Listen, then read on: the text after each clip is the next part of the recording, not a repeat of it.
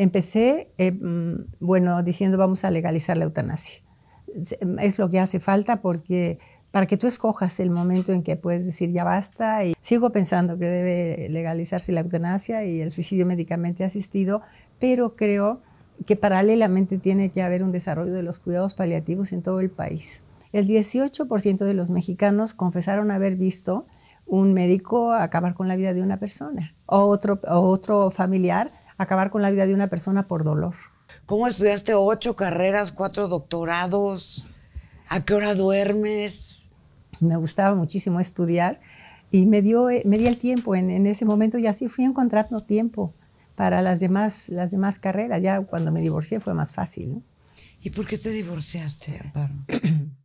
Bienvenidos a Casa de Mara. Me da mucho gusto que estén con nosotros, que nos estén acompañando en este momento, porque yo sí les pediría que nos acompañen durante todo el programa, porque hoy tengo una invitada muy, muy especial, que en lo particular la respeto y la admiro muchísimo por todo lo que ha hecho por este país y por todo lo que ha hecho por las mujeres. Ella es una mujer que ha aprovechado las oportunidades de más no poder, ha estudiado 8 carreras, lleva 4 doctorados, además pues se ha dedicado a una labor altruista, trabaja para nuestro país, tiene una compañía de tamales muy, muy, muy rica, es escritora, ella es nieta del fundador de Vancomer, aquí en nuestro país. Sí, ahorita me corrige si estoy en lo que no.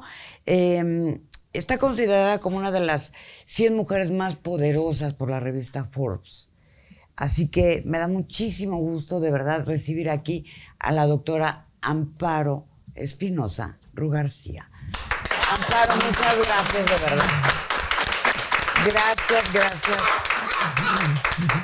Gracias de verdad por estar aquí y por regalarnos un poco de tu tiempo y un poco porque lo has aprovechado mucho. Y cuéntame cómo estudiaste 8 carreras, 4 doctorados, ¿a qué hora duermes? Bueno, para empezar he tenido tiempo, tengo 80 años, o sea, te da tiempo de hacer muchas cosas.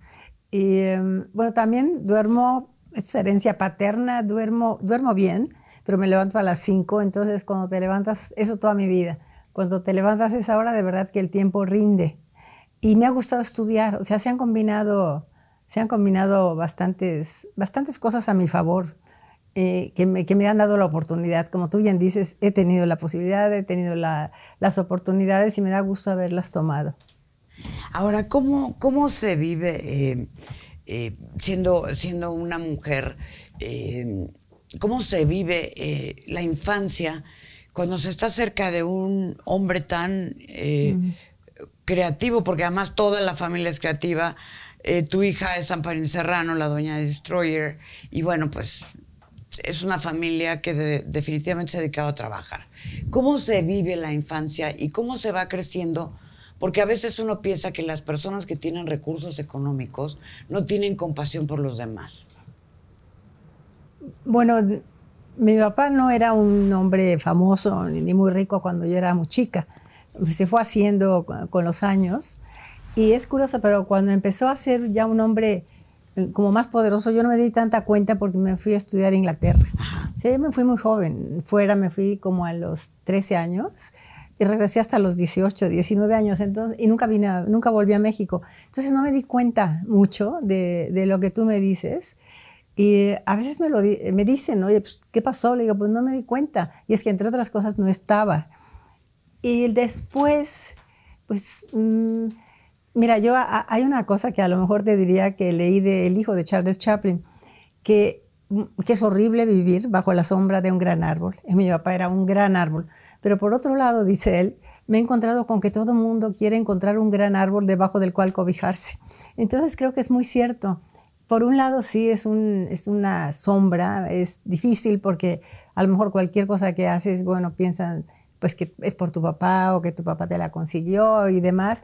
Pero por otro lado me proporcionó a mí muchas posibilidades de hacer muchas cosas. Entre otras cosas, pues no tenía yo la necesidad económica.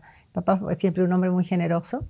Entonces pude estudiar con facilidad sin preocuparme de de otras cosas. Entonces es los dos lados. Vives con un hombre. Aparte, mi papá, siempre digo de él que mi papá no era sobre el dinero. Yo he escrito algunas cosas de él y de verdad no se me hace que fue lo más importante. Él, para empezar, era un hombre impresionantemente trabajador. Murió a los 90 años. Seguía trabajando y trabajó siempre desde los 14 años. Y además era un hombre con muchísima curiosidad. Era un deleite estar con él. Le interesaba todo.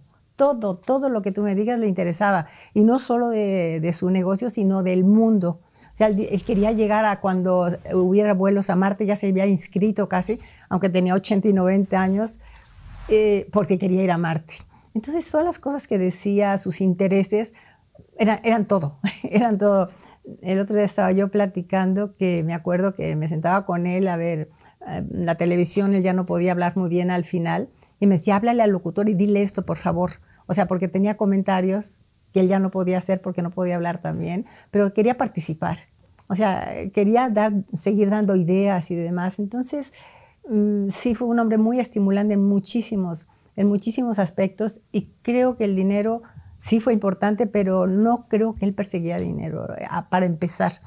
Creo que una de las cosas que lo prueban es que cuando fue la expropiación de la banca, él quiso recuperar su banco y le ofrecieron entrar a muchas otras cosas y él no quería. Dijo, yo no conozco más que de banca, yo sé y yo quiero entrar a Bancomer, que no lo dejaron. Pero no era tanto el dinero, para él no fue su meta principal, era ser creativo, como tú bien dices, ayudó mucho al país, fue un gran filántropo. Entonces, bueno, es mi papá también. Entonces, pero la historia lo admiro muchísimo, y para mí pues fue un hombre fantástico por todo, ¿no? Por todo, por lo que fue como persona, por lo estimulante, y obviamente pues me facilitó mucho la vida económicamente. Ahora, Amparo, con 8 carreras y con 4 doctorados, ¿a qué hora te dio tiempo de casarte, de enamorarte, de tener hijos?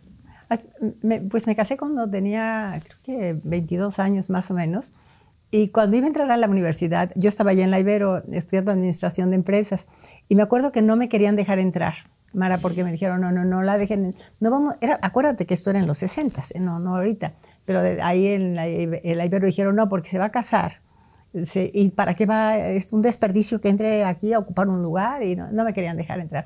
Finalmente entré a la Ibero, pero cuando iba yo en cuarto, conocí a mi marido, bueno, que era un hombre espectacular también, y bueno, llegué con el rector y le dije, me voy. Entonces era como si se hubiera cumplido la profecía de que si te casas y te vas, pero como a los 5 años de casada, tenía ya 2 hijos en esa época, como que empezó a entrarme como la inquietud y volví a la escuela, fíjate. Y entonces terminé la carrera, luego hice tus maestrías, doctorados y demás, y ahí también me ayudó muchísimo que tenía yo una persona que vivía conmigo, una mujer indígena que fue extraordinaria, que se convirtió en mi mamá cuando mi mamá murió y en abuela de mis hijos. Entonces yo podía irme a la escuela a las 5 de la tarde sabiendo que mis hijos estaban casi mejor que conmigo, porque era fantástica. Entonces eso me ayudó muchísimo cuando mis hijos eran pequeños, y además que tenía yo muchísimo interés. Me gustaba muchísimo estudiar, y me di el tiempo en ese momento, y así fui encontrando tiempo para las demás carreras. Ya cuando me divorcié fue más fácil, ¿no? ¿Y por qué te divorciaste, Amparo? Mira, a ver si tú sí me lo crees, porque me crees, no fue por otra cosa. Seguramente hubo muchas cosas, pero yo lo que veo es que habíamos... estoy escribiendo algo sobre eso, y yo me veía como 2 muñequitos de esos de antes, de mi época, que tienen cuerda atrás, ¿no? Entonces los 2 no nos habíamos dado cuenta que teníamos la cuerda atrás, y resulta que nos casamos, parece ser que nos dieron cuerda, y los 2 empezamos a caminar a todo lo que da, y cuando nos dimos cuenta, pues estábamos caminando en direcciones opuestas. O sea, él iba por una dirección y yo por otra. Ahora sí que ya no eran excluyentes nuestros intereses. Y bueno, se ponía ahí un ejemplo que teníamos una boda, pues yo no tenía ni tiempo, la verdad, ni quería ir, pero a Julio le gustaba mucho. Yo no me podía ni comprar un vestido. Entonces, porque no me daba el tiempo. Entonces, esa es parte, ¿no? De que él quería una cosa y yo no tenía tiempo para estar lista para lo que él quería y viceversa. Y pues un día decidimos divorciarnos y acaba de morir ahora hace justo 3 meses ahora. Éramos creo que nunca dejamos de querernos, fíjate, yo lo acompañé a sus operaciones, estaba muy cerca de él, nos veíamos muchísimo y siento que como que nos recuperamos en los últimos años como amigos amorosos, fíjate, porque le digo a Amparín, fíjate que qué bueno para ustedes, dice, pero es que entre ustedes también había algo, y creo que sí, nada más que yo no podía estar donde él estaba, no, porque no era yo, y él no podía estar donde yo estaba, pero sí al final fue un reencuentro y eso que él tenía una pareja, yo salía y tal, pero creo que hubo mucho cariño hasta el final, entre los dos, pero sí fueron muchos años de divorcio, y ahí yo pude hacer mis cosas y él las suyas. ¿Y ya no te volviste a enamorar? Muchas veces. ¡Ay, picarona! Lo que no volví es a casarme. Como nunca pensé volverme a casar, fíjate. Sí, cuando pero tuviste tus parejas. Sí. Y ahora estoy saliendo con alguien. Qué interesante. Con alguien que era mi primer novio, se enviudó y me buscó. Entonces, sí, pero como esta parte del matrimonio ya no... Ya la viviste. Pensé que ya la había vivido. Fueron 20 años casados y pensé que ya no. Eso ya no lo viví. Pues qué bonito que tengas ahora un compañero, porque eso es lo más importante, con quien platicar, sí, con quien dialogar, sí. Y sobre todo de cosas tan importantes. Me llama mucho la atención que eres una mujer activista, que tienes fundaciones, que tienes todo en pro de la mujer. Uh-huh. Y hay una que me llama mucho la atención, y sobre todo esto de lo que habla de la dignidad del ser humano, porque hasta para morir hay que tener dignidad. Esta lucha que estás haciendo me llama mucho la atención. Cuéntanos de ello. Ese es por el derecho a morir con dignidad. Es que es una fundación, bueno, es de las más recientes, la fundé en 2009 más o menos, y han pasado ya bastantes años. Y yo también he ido evolucionando con eso, porque empecé, diciendo vamos a legalizar la eutanasia. Es lo que hace falta porque para que tú escojas el momento en que puedes decir ya basta, y un suicidio o asistido o eutanasia, que es cuando el médico te da el medicamento para morir, porque había visto mucha gente sufrir mucho y dije no puede ser eso, ¿no? Entonces empecé haciendo encuestas y la población mayoritariamente estaba por la eutanasia. Curiosamente pensaron que iban a decir que no, pero la mayoría de los mexicanos, alrededor de un 70% en promedio, están a favor de la eutanasia y también del suicidio médicamente asistido. En la Ciudad de México más, como 80, 85, y en otros países, en otros estados serán 50%, pero en todos más allá del 50%. Más allá del 50% de la población estaría de acuerdo en que legalizaran la eutanasia. Entonces empecé con eso, así, convocando a concursos que me gusta para que las personas escriban sobre su opinión, pero después empecé a pensar mucho en bioética. En el término de bioética, si ya estoy promoviendo algo, bueno, quiero estar segura que éticamente me convence. Entonces hice una maestría última que acabo de hacer en bioética ahí en Madrid. No en Madrid, en Ávila, en España. Acabo de terminar el año pasado y empecé, junto con lo que ha pasado en la pandemia, a cambiar un poco, fíjate. Mara, es que ahora pienso que los cuidados paliativos son tan importantes para una muerte digna como la eutanasia. Pues la gente sufre muchísimo, le duele, o sea, sufre con mucho dolor. Ya, si tienes la eutanasia, bueno, sí te puedes morir, pero a lo mejor puedes vivir mucho más tiempo cuando tienes cuidados paliativos lo suficientemente buenos. Y en México hay cuidados paliativos, pero hay médicos que no saben ni lo que son. Y encontré con que, por ejemplo, morfina y demás fármacos para aliviar el dolor, no hay tantos. Y es muy difícil conseguirlos, no todos los médicos los pueden recetar. Bueno, se me hizo como hasta, no sé, oye, tienes las drogas, que vivimos entre drogas en este país y resulta que no puedes tener una para un dolor, ¿no? Y entonces es como me he movido un poco y sí Sigo pensando que debe legalizarse la eutanasia y el suicidio médicamente asistido, pero creo que paralelamente tiene que haber un desarrollo de los cuidados paliativos en todo el país y una manera de aliviar el dolor, que no sean peregrinajes, ¿no? Que ha pasado ahora mucho con la pandemia, ¿no? Sí, pero además de esto, Amparo, ¿cómo no sentirte culpable? Porque muchas personas te dicen, sí, a mí me ves que ya no me voy a levantar de la cama, ayúdame a morirme. ¿Cómo esta sociedad, en especial la mexicana, no está criada ni tiene la cultura de la muerte como la festejamos? Ni tiene la cultura de la muerte de si yo lo hago, te estoy matando, por lo tanto soy un homicida. ¿Cómo ir tanto los cuidados paliativos, morir con dignidad y no quedarte con la culpa de haber ayudado a alguien a bien morir? Pues mira, hay mucha gente que no. En esta misma encuesta encontramos que un 12% de la población, y fue una encuesta nacional representativo, o sea, que tú puedes decir que el 12% de los encuestados, puedes decir, son el 12% de todos los mexicanos, porque es una encuesta representativa de 18 años para arriba. El 18% de los mexicanos confesaron haber visto un médico acabar con la vida de una persona, o otro familiar acabar con la vida de una persona por dolor. O sea, sí o no estamos tan en contra, porque son mucha gente, 12%, y no tenían por qué mentir porque es anónimo, es una encuesta. Sí, todavía fue presencial, fue antes de la pandemia, pero está habiendo eutanasia, está habiendo suicidios asistidos aquí, sí está habiendo, porque lo ves en la encuesta. Y luego también ante el dolor empieza la gente a cambiar de opinión. Muchos de los testimonios que pueden haber empezado, no, eso no, pues cuando ven a un ser muy cercano sufrir mucho y que le está diciendo hazme lo que sea. Personas, fíjate, los católicos también, no hubo muchos católicos que dijeron que estaban en contra. No, el porcentaje de católicos que estaban a favor de la eutanasia es similar al resto de los mexicanos.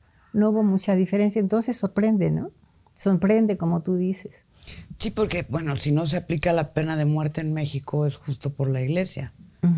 Digamos por el aparato, pues, por lo que implica, no tanto por la religión, ¿no? Sí. Sino por lo que implica el aparato iglesia. Entonces,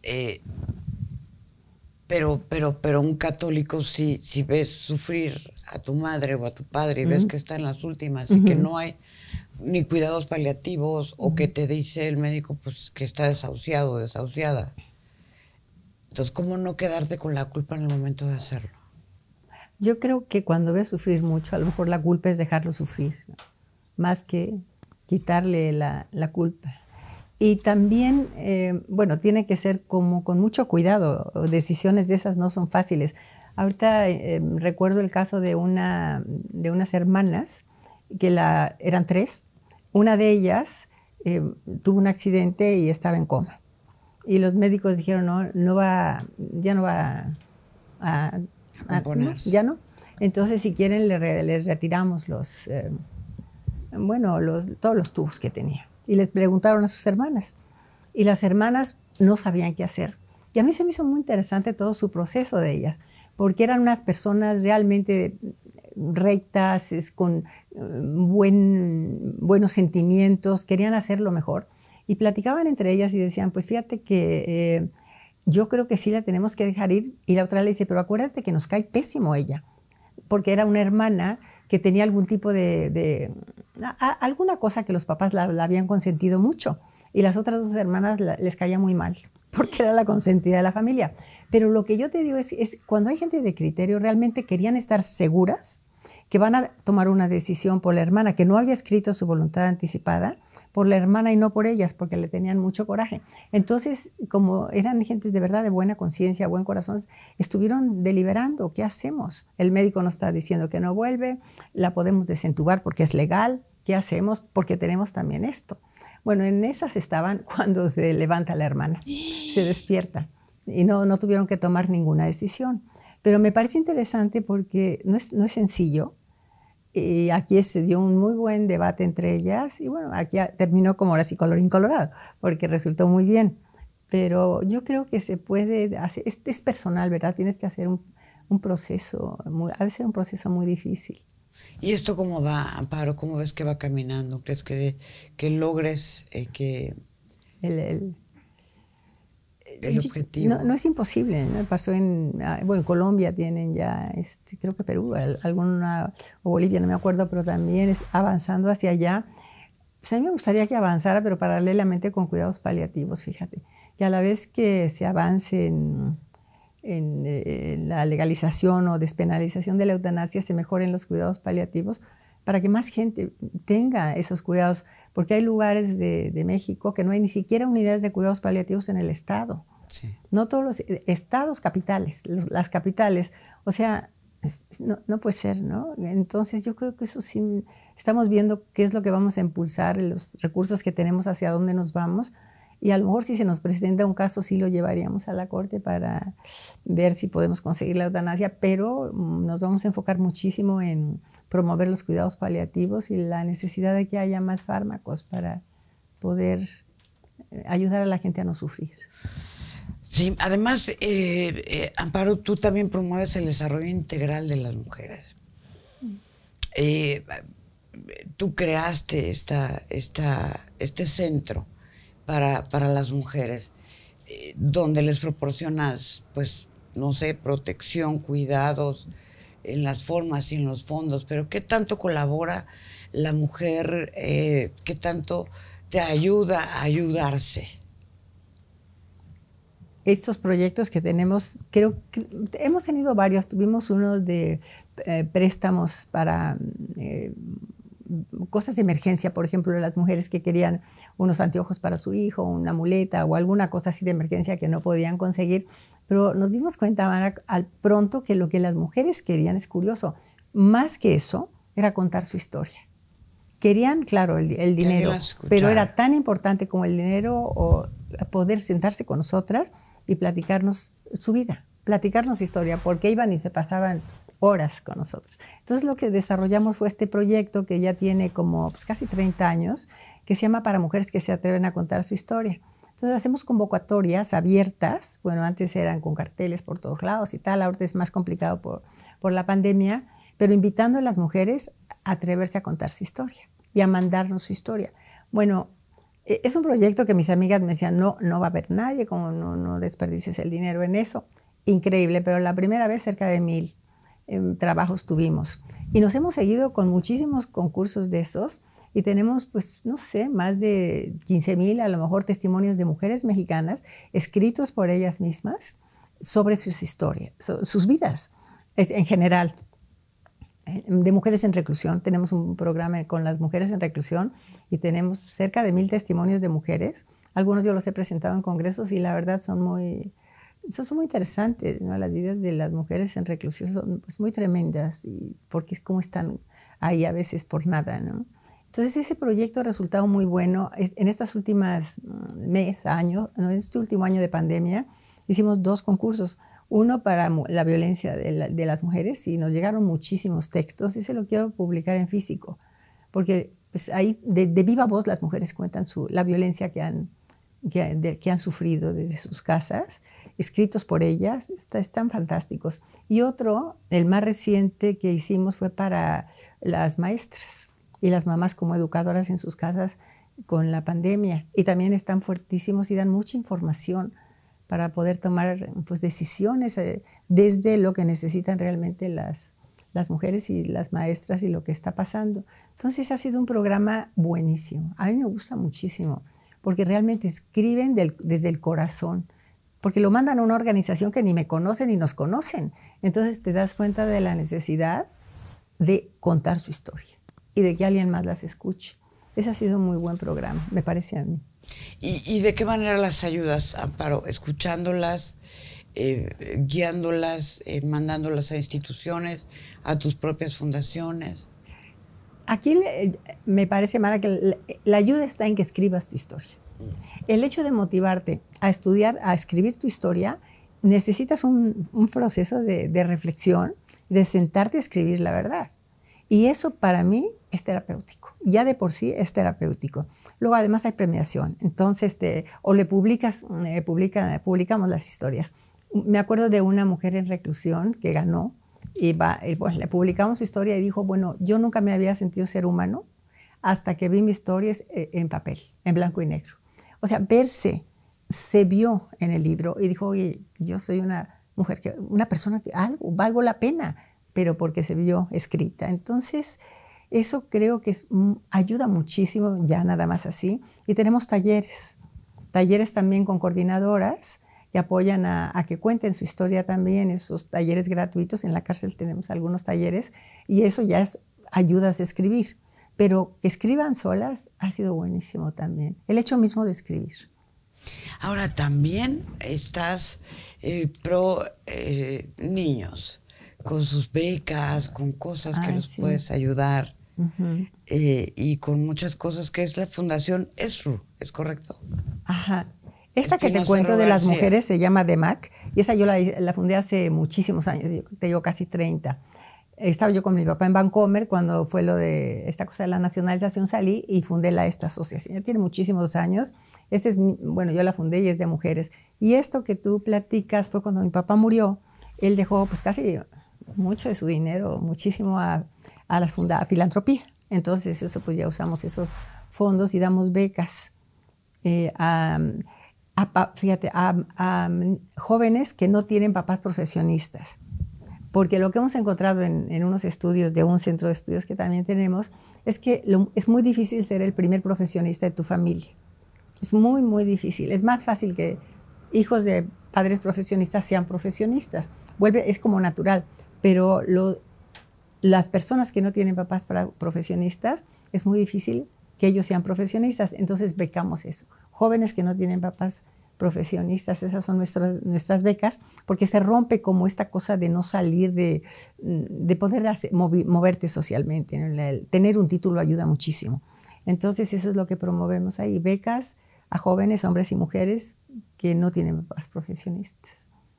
Bueno, es que ¿cómo es que se aprende, se trae, se nace con ello, Amparo, la compasión y el soporte para ayudar a los demás? ¿Eso te lo enseñan en casa, lo traes? ¿Cómo es? Porque ayudas a muchísima gente. Me preguntas cómo... Sí. Mira, a lo mejor en parte que lo ves con tu familia, yo lo vi en mi papá, de siempre, él con el personal que tenía, con la gente de Vancomer, por ejemplo, las políticas que tenía ahí en Vancomer, pues las mujeres embarazadas que normalmente, bueno, acuérdate que fue hace siglos esto, ¿no? Pero no las dejaban trabajar, alguien se embarazaba, la echaban del trabajo, pues ahí en Vancomer mi papá quitó esa regla y la mujer embarazada se quedaba. Porque como él veía a las personas, le contaban de un caso y entonces quitó esa política en Vancomer. Y hace poco también me contaron de una persona que, esa anécdota de mi papá, me dice, pues es que un día yo estaba, por alguna razón, pues mira, le dije, vi que nos estaban dando una comida horrible y dije, no, pues yo voy a ver al director. Y llegó y le dijo, ya nos están dando una comida horrorosa. Porque dice que mi papá se puso furioso. No lo sabía, él tenía...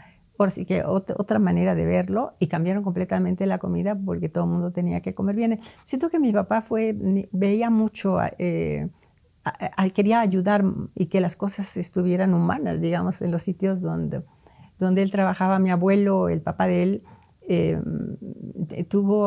trabajó mucho con alcohólicos y su tesis es de una tesis doctoral. Fíjate, esto fue, pues imagínate, papá de mi papá, ¿no?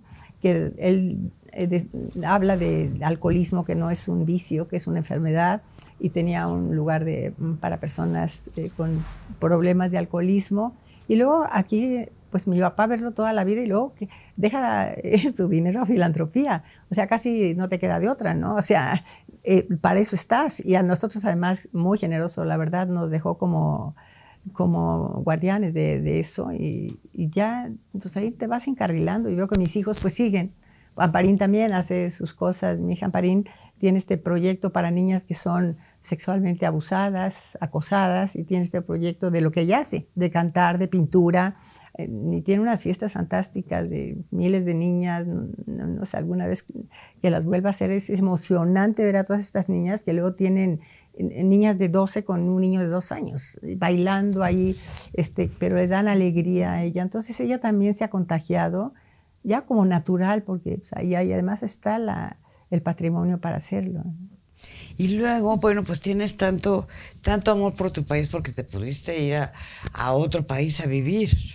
Sin embargo, te quedaste en México y tienes esta empresa que se llama Tamali. Sí. ¿Cómo se te ocurre hacer tamales? Pues mira, fue en la época en que venían hubo, ya no me acuerdo, también hace muchísimos años, más de 20, donde empezaron a llegar franquicias. Se abrió México a las franquicias en esa época. Bueno, hablo de hace siglos, todo el tiempo, ¿verdad? Pero cuando yo vi que venían tantas franquicias, dije, bueno, una cosa mexicana de calidad, que te puedas ir fuera, ¿no? Y exportar, que sea realmente... Y se me ocurrieron los tamales. Y entonces empecé con eso. Mira, ha sido un problema porque yo no sé ni cocinar, fíjate, entonces imagínate tú, yo cosa tan horrible, pero he aprendido. Entonces, los tamales la verdad son creo que muy buenos y ahorita tengo una imagen nueva buenísima y es mexicano. Hemos exportado también, pero ojalá podamos poner las franquicias. Y sí, como cultivamos, tenemos las chinampas, tenemos... sembramos los ingredientes que usamos en los tamales. Entonces, pues Qué es como maravilla. muy mexicano. Mi papá era muy mexicano también, fíjate, él nunca se fue tampoco. Él cuando pasó esto que le quitaron su negocio, siguió aquí construyendo cosas y se conocía la República completa, le encantaba el cine mexicano, le encantaba el teatro. O sea, sí, ya como es de familia, ¿verdad? Sí. Bueno, Amparo, y si cualquiera de las personas que nos están viendo ahora, ya sean mujeres, niños, personas que tienen dudas sobre la eutanasia o el suicidio asistido, en fin, ¿dónde pueden encontrarte? ¿Dónde se pueden comunicar contigo? Porque, por ejemplo, yo tengo un amigo que tuvo mieloma múltiple y a veces no aguanta los dolores de huesos. No importa la hora, el día, la temporada, pero no encuentra, ya le dieron morfina, ya se la quitaron, ya le dieron esto, y no hay, y yo me imagino que muchas personas, más de las que nos imaginamos que tienen mieloma múltiple, y que sufren de estos dolores, y no saben algún médico que les pueda dar algún cuidado paliativo, ¿no? Sí. ¿Dónde pueden encontrarte? Mira, tenemos la página y ahí pueden hacer contacto, es dmd.org.mx, ahí está nuestra página y ahí pueden hacer el contacto. Si quieren te dejo un correo mío que puede ser Amparo. Sí, lo podemos poner en la pantalla. amparoes@gmail.com. Ellos me pueden escribir. A veces nos escriben buscando que les recomendemos para la eutanasia o el suicidio médicamente asistido. Eso es como muy común. No lo hacemos. No es asesoría. Pues no, eso no, porque quieren que les digamos qué médico nos va a ayudar a la eutanasia. Bueno, no es legal. Eso no lo podemos hacer porque no hacemos eso. No se permite en México, ¿no? Pero lo que sí podemos es recomendarles unas personas para cuidados paliativos y también que hagan su voluntad anticipada. O sea, que es este documento que tú escribes, que en caso de estar en coma o algo, no quieres que te reanimen, no quieres que te conserven ahí conectada todo el tiempo. Se pueden hacer estos documentos, ahí también podemos darles esa asesoría cómo hacerlo, y para que en caso de algún accidente, pues tengas tu voluntad, por lo menos que tu familia sepa que querías, ¿no? Entonces, en esas cosas sí, te digo, estamos renovando también ahora la página, luego ponemos artículos, hicimos un concurso de cine también muy interesante de cortometrajes mexicanos acerca también de este tema de la muerte digna. Están en la página, se pueden ver también. Ahí pueden encontrar bastantes cosas. Perfecto. Y las mamás que quieran tener una beca para sus hijos, todo esto, ahí lo encuentran. Ok. Amparo, ¿y qué le dirías a las personas que nos están viendo ahora, a las mujeres que en su mayoría son las que nos ven y nos ponen comentarios?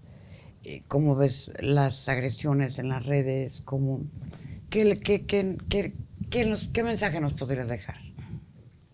Bueno, es uno que se me ocurre ahorita de bote pronto. Es uno que lo resumo diciendo que desarrolles tus alas.